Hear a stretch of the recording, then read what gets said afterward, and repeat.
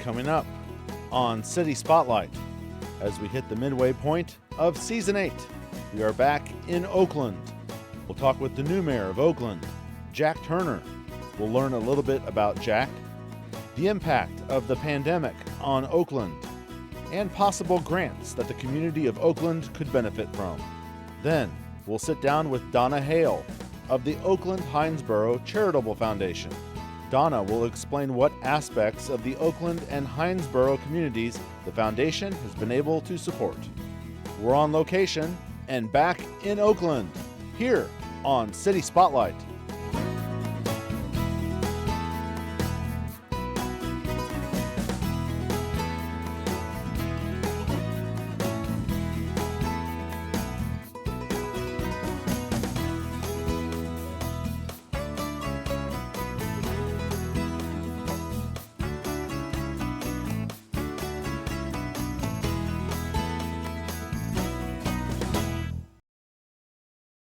City Spotlight is supported by Consolidated Communications. CCI is honored to salute the cities and their leaders in the area, as well as providing TV, internet, and phone service to local homes and businesses.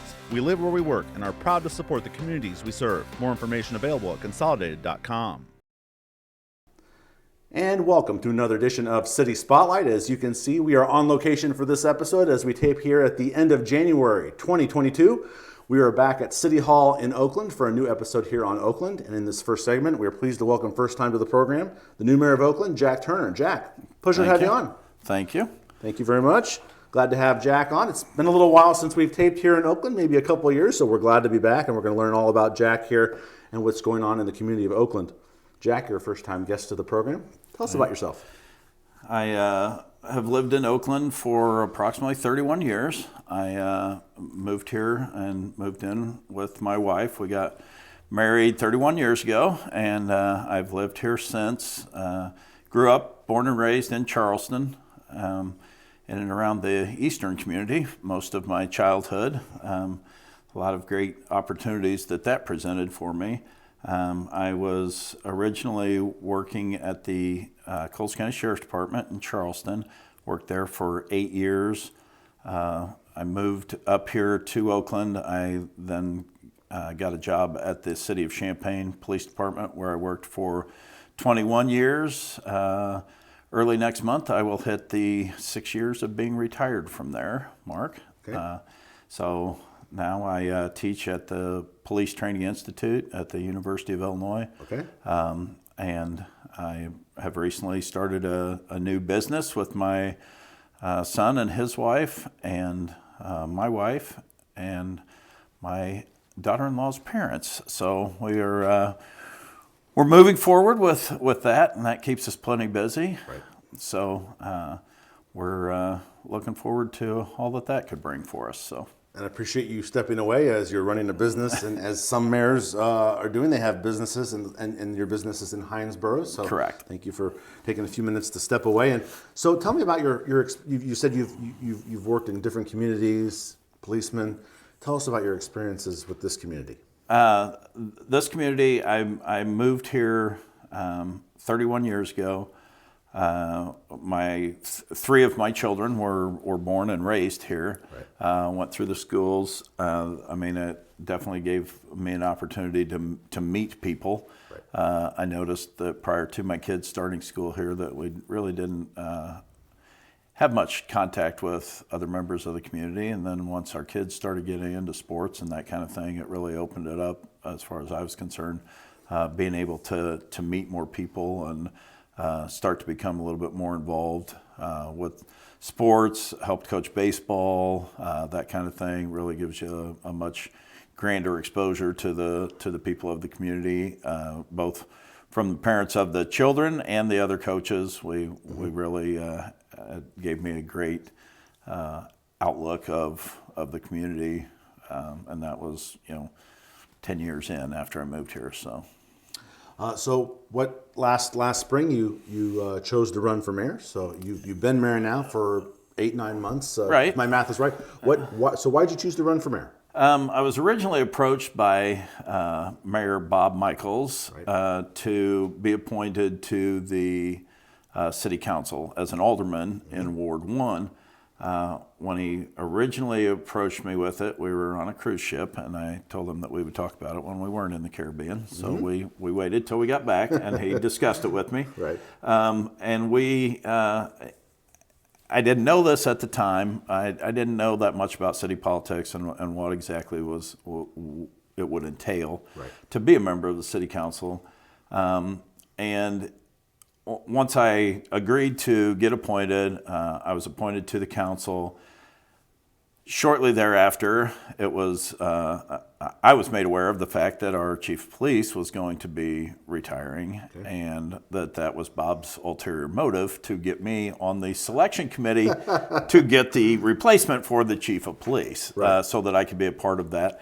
Having 29 years in law enforcement, he certainly wanted to use my expertise, I guess, to help conduct those interviews and that search. So I was immediately appointed as the chairman of the police committee. I was also a member of the personnel committee and the public works committee. The public works director was retiring as well. And so I was a part of a lot of things really fast. To be able to look forward and to see what those people could bring to the table for the city of Oakland and for us, and as well as providing me an opportunity to see another aspect of it. And I wasn't the one in charge. I was the one following someone else's example. So it was good for me to be a part of that from the beginning for the police chief and the personnel from the personnel committee. So what have those, and you said you've thrown into the fire kind of fast there, and so you quickly learned, what did those previous experiences here in the community, city council, some of those experiences that you just talked about, how have they prepared you for this new endeavor as mayor? They helped me understand a little bit more as to the city politics and what went into each and every decision. The input from the community as well as the other members of the council itself. I had a lot of experience while being a police officer. I was an active member of the statewide Fraternal Order Police Labor Council, which was the union for 11,500 members, and that's one thing that I talked to Mayor Bob about is that I had 11,500 members, and I'm coming to help with the city of 750. So it wasn't near as overwhelming, I think, as somebody that's just coming in from the outside. Because of the intricacies of it and knowing how, Robert's Rules of Order, parliamentary procedure, all of those things, I didn't have to worry about learning those. And so I think that was a definite advantage for me to be able to hit the ground running because I didn't have to learn those procedures because I knew them, and I was able to move forward from there. I know there's some things you want to talk about with the community that the community has been working on or will be working on, but I think it's fair for me to ask. We're 2 years into the pandemic that is going on. How is Oakland doing, considering all things 2 years into the pandemic? There's been a couple of issues that we've had, just within our public works, people being off for an extended period of time through quarantine, those kind of things. For the most part, the city as a whole has moved forward just fine. Some of the businesses locally have been impacted.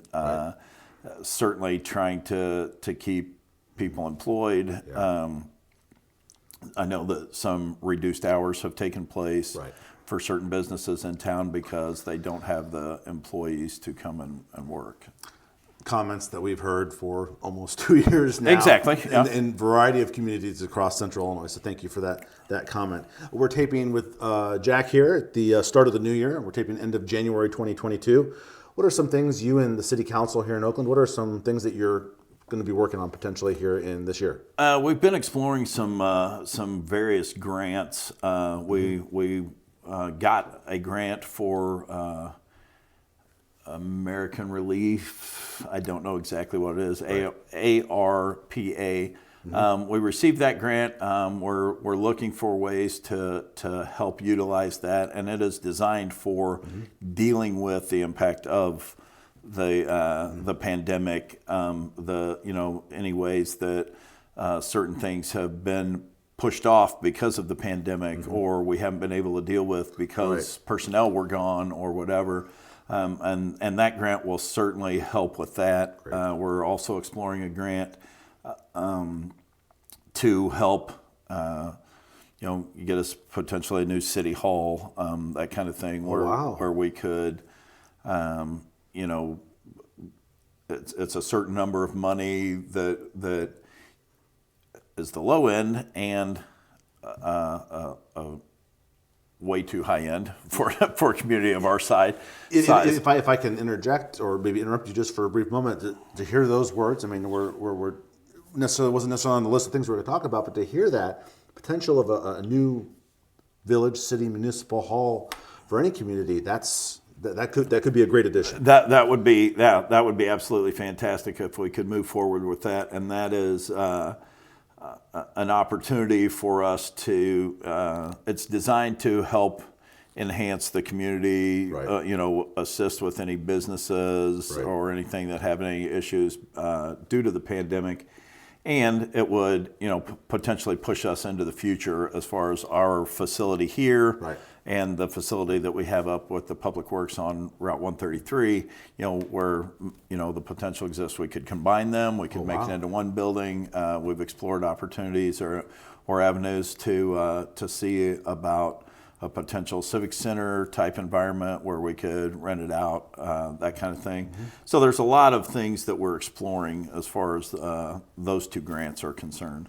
Now, we haven't talked about something that you did want to talk about. We haven't talked about the strong communities grant. Is that part of it? Or no, that's totally separate and distinct. The Strong Communities meeting was started with Mayor Bob, and he is still going to assist with that from an adjunct position for us, because he recently resigned from the city council because he moved out of the city.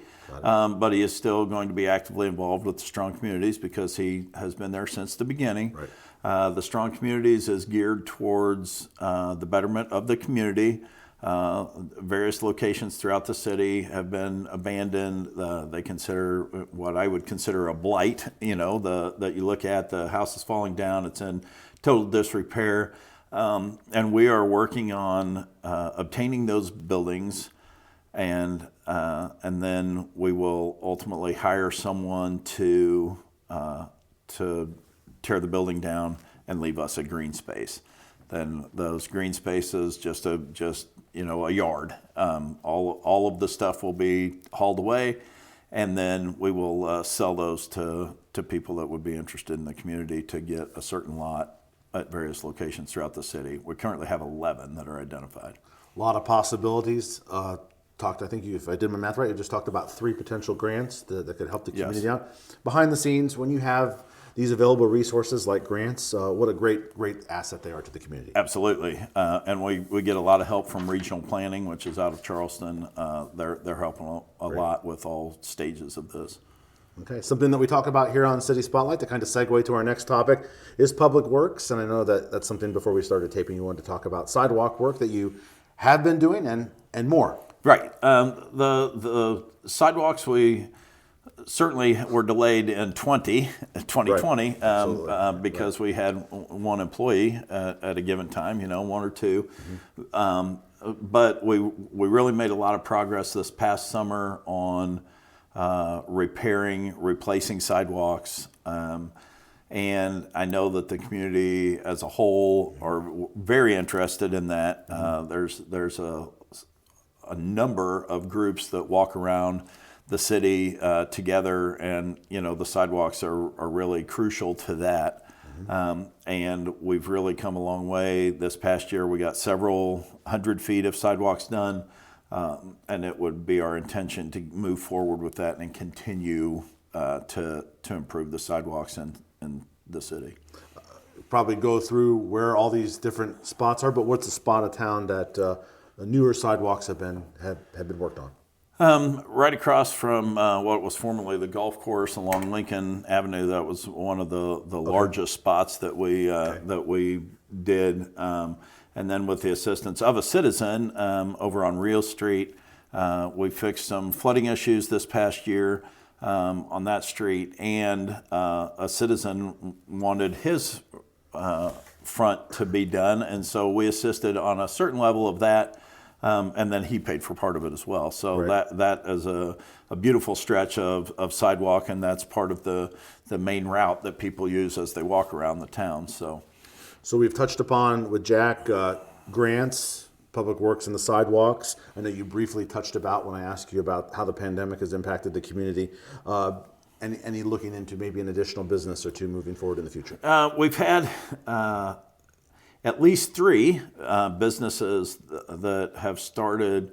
And from a restaurant standpoint, I don't exactly know what their business plan is. Right. There's a Mexican restaurant and a couple other restaurants that have started in late 19, early 2020, and they've obtained buildings. They're Right. doing remodeling. A lot of what they planned to have done now has not occurred because they aren't getting the supplies that they need. The price of lumber has gotten to the point where it's almost difficult to do any remodeling. Timing of the pandemic probably had an impact Absolutely, on that. that had a lot to do with it. Some of them were planning to be open by now. The last that I heard didn't even have a date exactly when they would be able to open because they're dealing with all the outlying issues strictly based on the pandemic and the delays that has caused. Very good. We have a lot to follow up on future times with you, Jack. In our next segment here, this new episode on Oakland, we're going to talk again with the Oakland Hindsboro Charitable Foundation. We're going to talk with Donna Hale in our next segment. We talked about what an asset grants are to the community. Talk about that group, the Charitable Foundation, as an asset to the community. The Charitable Foundation helps us with, we've got a recycle bin out back. They give an annual donation to that. They help with a lot of projects throughout the city. And, we work very well with them as well as the Chamber of Commerce. We're Right. all working very well together in hopes of moving the community forward. It's definitely a team effort. Absolutely. Any community size. Jack, I don't have any more questions down. Is there anything else you'd like to add? Or we appreciate your first time here on the program. Oh, no problem. I appreciate the opportunity. All right, very good. We've been pleased to have for the first time on City Spotlight the new mayor of Oakland, Jack Turner. Jack, pleasure having you on, and we look forward to many more times down the road. Thank you. Thank you very much. And coming up next here on City Spotlight, we'll stay right here at Oakland City Hall. We'll talk with Donna Hale of the Oakland Hindsboro Charitable Foundation. But first, let's take a look at some of the upcoming activities going on in Oakland.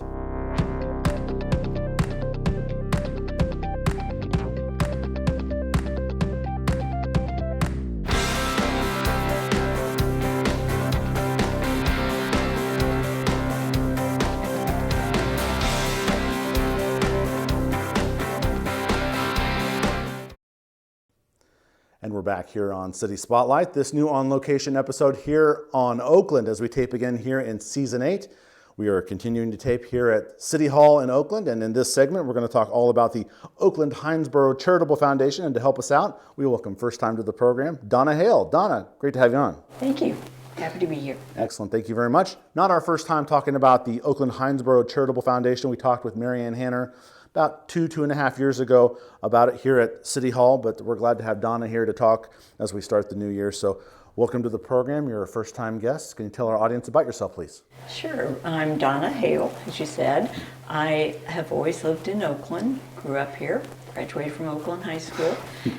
I worked at the bank here, retired just in July of 2019, and I'd been there for 43 years in the same building. Wow. So Oakland's my home.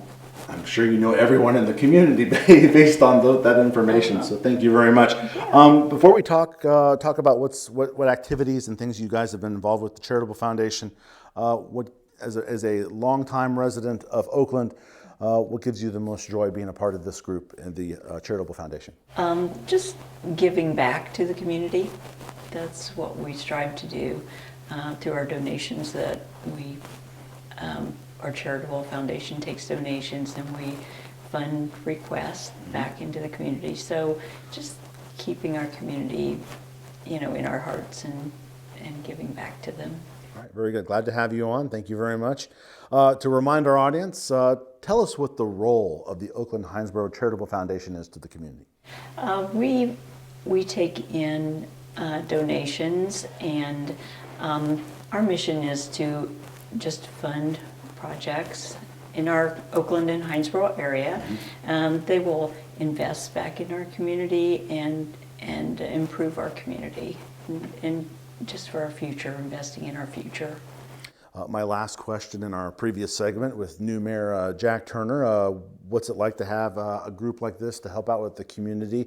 And it really is a team effort for all aspects of a community, especially of this size. I used to ask you what brings you the most joy, but to help out in the number of ways that you guys do, it really must give you great pride that you're helping out the community. Yeah, we have a 10-member board, and we have one student member on there too. Oh, great. So we have a lot of volunteers that help our board as well. Okay. We're thankful for them. All right, very good. We're taping here at the end of January 2022. Looks like you have a list of several things that you guys have worked on recently since the last time I taped with Mary Ann. So where do you want to start? Well, I'll just tell you, since the board's inception, we funded 115,000 donation dollars. In 2021, we funded 7 scholarships at Oakland High School for the seniors there. We helped fund a new football school scoreboard, assisted in a fun snow cone day at the school, and donated to post prom. During the summer, we hosted some food trucks, had a paper shredding and electronic recycling event, donated to the Oakland swimming pool, and we supported some beautification projects. And not to leave anyone out, we've also had donations that we've made to the Oakland and Hindsboro libraries, the Oakland Senior Center, Oakland Landmarks, Village of Hinesboro, and the Oakland Food Pantry. And all this during the pandemic. Yeah. Wow. So the communities of Oakland and Hinesboro have not stopped doing what they're doing. I want to touch upon one of the first things that you listed there. Wow, and as I talked with Mary Ann a couple years back, what you guys have done to help provide the students and the school district. Talk about those contributions and helping out the youth of the area. We were thrilled that we had a number of scholarship applications this year, and it's not the first year we've done it, but we were thrilled at being able to give $14,050 to our scholarship awardees. We were just thankful for the donations we had to support that project. And you obviously are a part of, through your Facebook page, that see all the pictures of the activities and the students, as you mentioned, with the scholarships. So you guys are able to be out and about in the community and be a part of annual or new events. Okay. Right. We do the Cypher Celebration annually. For the past 14 years we've done that. Wow. Providing trees in the park, and we have participants that decorate the trees, and they're lit up from Thanksgiving through the first of the year. So that's in Hinesboro and at the Civic Center in Hinesboro and in Oakland on the square. All right, very good. And obviously you also mentioned the food baskets. Tough time of year for some folks out there, and to be able to help provide something as simple as food. Wow, what a contribution you guys are able to help get out. We partner with others as well. Right. So we have a lot of volunteers. And I think Mayor Turner, if I recall, mentioned you had a recycling event. So tell us about that. We took in donations for that and helped recycle. Well, we recycled with the city. Right. We did that. But then with our own, we did have a paper shredder truck come in one day on a Saturday and recycle electronics.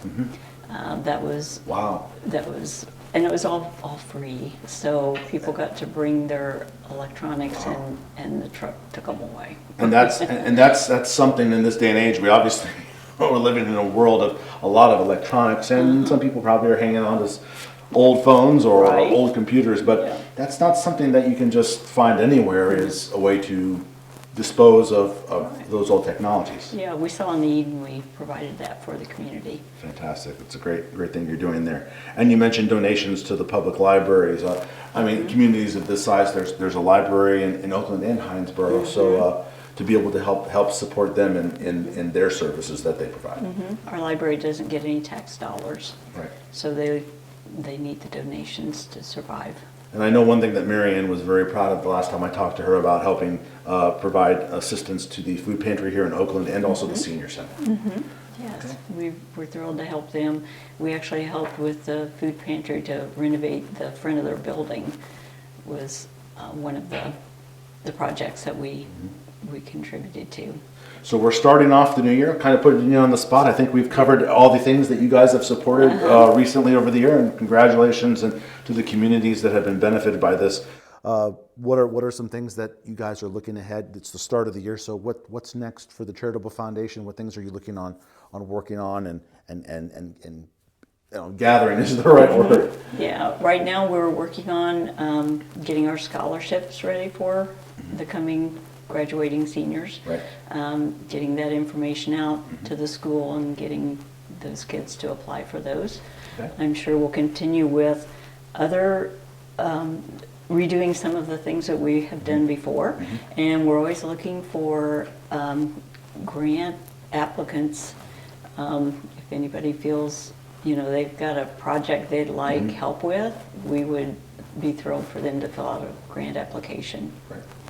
And if someone is watching this and they're seeing or hearing for the first time, there's a charitable foundation in Oakland and Hinesboro, and they maybe they have family that's here, how can they get a hold of you guys and help contribute? Okay, we have a Facebook page, Oakland Hindsboro Charitable Foundation. On that Facebook page has our address, our P.O. Box 331, Oakland, Illinois. Right. And we have an email address as well that they can find on there. So, and if they could contact any of our board members as well directly. We are obviously still in a pandemic, but it's great to hear all of these things that have transpired between the two communities that you help serve. Is there anything else you'd like to add about serving the community? Obviously, you're a native of the community, and wow, you guys have kept busy. Yeah. Well, I will tell you that as our group as a whole and the foundation, we're blessed with wonderful donors, and we could not do our job without them. So we're very thankful for them. And it's certainly a team effort in the community to do everything. Absolutely. Donna Hale of the Oakland Hindsboro Charitable Foundation, we appreciate your time and keep up the good work in the community. Thank you very much. Thank you. Thanks for having me. Appreciate it. And that'll do it for this latest City Spotlight episode on Oakland. We've been on location. Thanks for watching. City Spotlight is supported by Consolidated Communications. CCI is honored to salute the cities and their leaders in the area, as well as providing TV, internet, and phone service to local homes and businesses. We live where we work and are proud to support the communities we serve. More information available at consolidated.com.